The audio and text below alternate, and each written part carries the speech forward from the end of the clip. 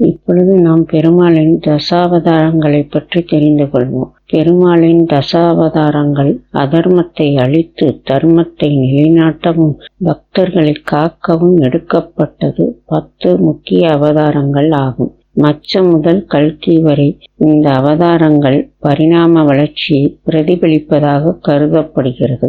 மச்ச அவதாரம் அதாவது பிரளய காலத்தில் வேதங்களை காக்க எடுத்த அவதாரம் மச்ச அவதாரம். இரண்டாவதாக கூர்ம அவதாரம் அதாவது ஆமை.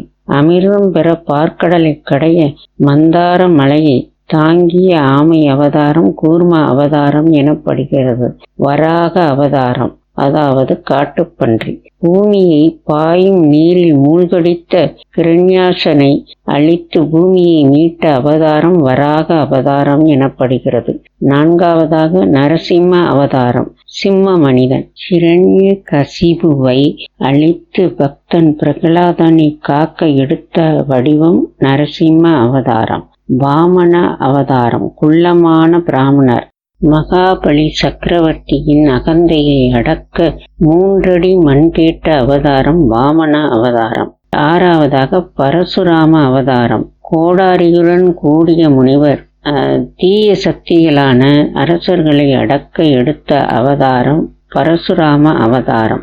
ஏழாவதாக ராம அவதாரம் சிறந்த மனிதன். ராவணனை வதம் செய்து தர்மத்தை நிலைநாட்டிய அவதாரம் ராம அவதாரம்.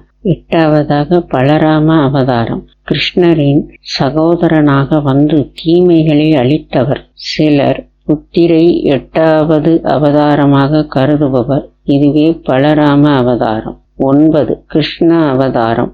மகாபாரத போரில் பாண்டவர்களுக்கு வழிகாட்டியாகவும் கம்சனை அழித்தவராகவும் விளங்கியவர்.